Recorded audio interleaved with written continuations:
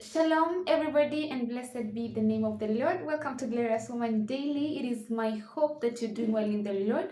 Personally, I am amazing and I glorify the Lord for that. I am grateful to God for yet another time to learn from Him, to share together. And today we are doing my favorite series of What Do We Learn from Women of the Bible, as a segment where we get to hear a story of a woman from the Bible and draw a few lessons from them to help us in our lives today. So today we are getting to hear a story of a woman recorded in the book of First Kings 17, the story of the widow of Zarephath. We are not going to read the story here, but I encourage you to go and read it for yourself at your own time. So, as we have been doing it in our previous learning sessions of this segment, I am going to be the voice of this woman, the widow of Zarephath, and read out a story as she would have taught it or narrated it to us today, and thereafter we are going to get to draw a few lessons from her story. And our today's story is entitled In the Lord There Is No Hopelessness. In the Lord there is no hopelessness, even in the test of faith. So this is the voice of the widow of Zarephath. If a list of people who found favor in the eyes of the Lord in Israel at this time would be given, I believe my name would appear on top of the list. What God did for me, till this day, I don't find enough words, or rather, the right words to explain. This is what happened. Elijah the Tishbite had just announced drought in Israel and was in hiding as instructed by the Lord. He drank from the brook in Kerith ravine, and the raven supplied him with food. Meat in the morning, meat in the evening, and he drank from the brook. Some time later, the brook dried up because there had been no rain in the land. That's when God instructed Elijah to come to me. I was from Zarephath, the region of Sidon. I had one son, and my husband was already dead. I was having a normal day in those hard moments of drought. With just a handful of flour remaining and a little olive oil, I decided to collect some firewood, cook what was remaining, eat with my son, and die. When I was gathering sticks, Elijah showed up and asked me to bring him water. As I was going to get it, he called, "And bring me, please, a piece of bread." Now, I wasn't even understanding this man. I didn't have any bread. I explained my state to him. He insisted that I should do what he said. It took faith for me to make him bread after he told me this statement. For this is what the Lord, the God of Israel, says: the jar of flour will not be used up, and the jug of oil will not run dry until the day the Lord sends rain on the land. That is exactly how it was. That's how I survived the drought. The grace of God. Sometime later, my son became ill and died, and Elijah raised him. And I knew that truly he was a man of God. One thing I learned from that experience that I would love to share with you today is that in God there is no hopelessness, even when our faith is tested. Every time I tell my story, I stand in awe of what the Lord can do when we have come to an end of everything. Allow me to remind you that just before Elijah showed up, the circumstances around me dictated one thing: death, together with my son. But God had other plans for me. And that's why I remind you that in the Lord, there is no hopelessness even when our faith is tested. Yes, that is the story of the widow of Zarephath, a story that comes to us as a story of hope, even when we find ourselves in tough times, when our faith is tested, and when the circumstances around us show us that we are just about to die. When I go through this story, I stand in awe of God. Starting from Elijah, the way Elijah survived was also a miracle by itself.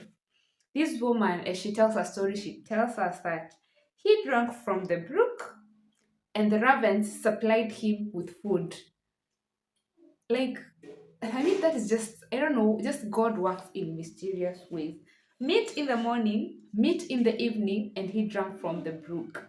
Elijah survives that way. Some time comes and the brook dries because there wasn't rain for a long time. And God sends Elijah to this woman. This woman is collecting sticks to go and cook the little flour that was remaining. They eat with sun and they die.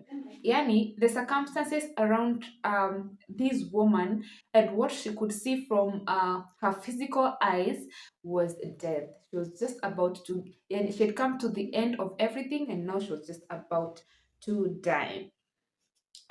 This story even gives me chills. I can feel her as she tells this story. Like, what is this man talking about? I just have a little flour that I want to make for my son. We eat and die. And you're here asking for what bread. And you're telling me that when I give you this bread, this jar will not be used up, and even the jug of oil will never run. It took faith for this woman to get what God was communicating to her. At some point, she would have thought, this man, you call yourself a man of God, but it's like you don't care about me. It's like you're greedy or something. But God, the Holy Spirit spoke to her from the inside, and she did what Elijah told her, and that is the way she survived drought. You know, I can imagine. A story is later recorded in the Gospels as a story of favor, like God just favored this person. The Bible says that there were many widows in Israel, but Elijah was sent to this specific one. God's favor and God's grace. A few things that we can learn from this story is that God works in mysterious ways. His ways are not like our ways. There is no way you can fully fathom. I know at one point or another you found yourself in a situation that you said, I don't know how God did it, but somehow He did it. Mysterious ways. When you think you have come to an end, God just sends a raven to feed you. I can imagine a bird bringing you meat. Like, who? It's a mystery. It's a mystery. When no one around you can help you, God works in mysterious ways. And that's why we need to put our trust in Him every day, every minute, every hour, every moment of our lives, because He's able to do great things that we can't even begin to imagine, leave alone imagining. Yeah, so God works in mysterious ways. Let us put our trust in Him. When we think that we have come to the end of everything and we're just cooking what we have and die, God is able to do and carry us through hard moments. Times when you're saying that, the like in our country today, everyone is um crying and saying how times are hard and prices are rising every item, standards of living are going up. God is able just to show up for you and to favor you, to take you through these times that you will not even feel the pinch of everything that is happening. So put your trust in the Lord. This is also another story of faith. It took faith for this woman to give out what was remaining to Elijah. It took faith. Just imagine, drought, there is nothing. You just have something small remaining. Then someone just shows up and tells you, give me that, I eat. And when you give me that jar will never be used up. It took faith for her to do that. Sometimes I know it also happened to us in one way or another. God speaks to you that the small money that is remaining in your account, give it to this missionary who's going out to, I don't know, somewhere just to spread the gospel. And you're wondering, I only have 500 bob in my M-Pesa or in my bank account. When I give this 500, what am I going to do for the next few days? What am I going to eat? But because it is the Lord who has spoken and you have faith in God, you just get that 500, send it to that someone that God is telling you to send to them. You remain with zero in your account, but immediately God shows up with millions and millions. So, if the Lord has said it, He's going to do it. If He says, give this for the work of the Lord and you're going to get a double portion, do so. Have faith because God doesn't lie. This woman would have seen Elijah as a greedy person. She was poor and not in a position to feed anybody at that time except her and her son and die. It took great faith to do what she did. Her current situation spoke totally a different story. At the point of death, God showed up. God also can show up for you at the point of a death if you have faith in Him. If you completely trust what He can do and you acknowledge Him at all times. God's promises are sure, so we have no doubt in Him, trust Him. The jar of flour will not be used up, and the jug of oil will not run dry. This is a promise of God that came to pass when the widow obeyed what God told her and trusted the Lord. We also need to obey what God tells us through the servants of God that we have in the world today. And if we do so, then He's going to bless us. He's going to do what He has said He will do if we obey Him. Day by day, God will show up for you. You just hold on. Sometimes not in the format that we would want. For this widow, maybe she wanted someone to bring her food, but Elijah comes to eat the little that is remaining. Everything God does, He does to bring glory to Himself. That is interesting for me. I can imagine God might not show up in the way that we want Him to show up. I try to imagine, it isn't written in the Bible, but I try to imagine this woman, maybe she wanted someone just to come with a lot of food, a lot of flour and maybe olive oil, water, and other things. Someone to show up with a lot of shopping, if I would say. But Elijah comes just to eat what is remaining. What is that? It's funny. It is funny how God comes to us and how just God showed up for us. So let us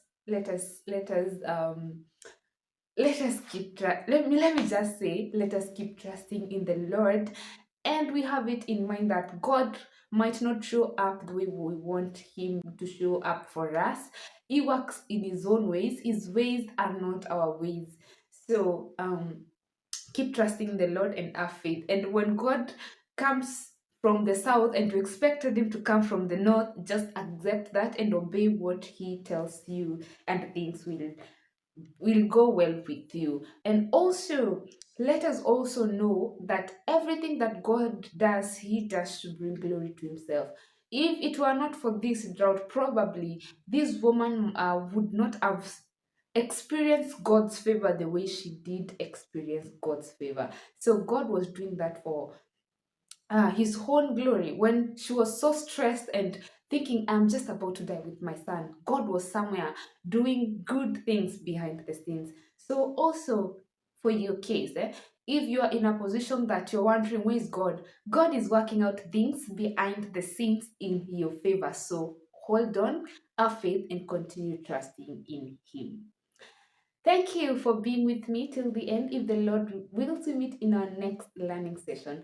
Always remember to pray and have a passion for God. Shalom, glorious woman, daily.